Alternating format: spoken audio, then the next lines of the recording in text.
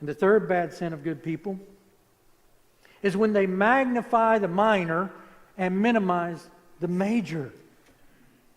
You ever notice that we can be very hard on some people for their sins, but we overlook others? Think about it.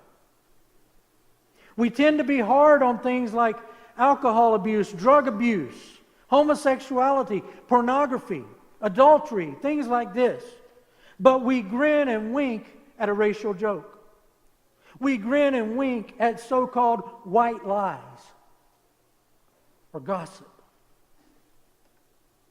If we're willing to send money to Lottie Moon, to spread the gospel to blacks in Africa and to homosexuals in Europe, but we don't invite them to our church, then we're hypocrites. Right?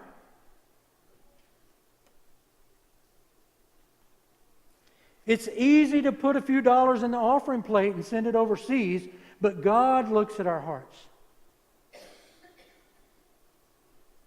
The older brother in our text here, he was probably a very good son.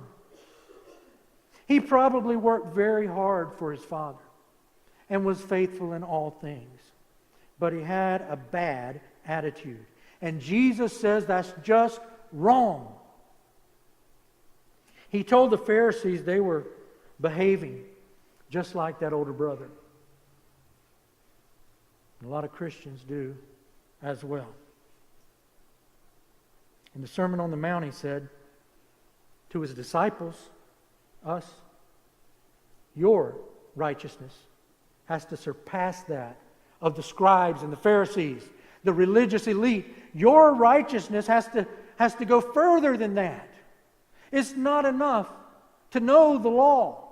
It's not enough to keep the law.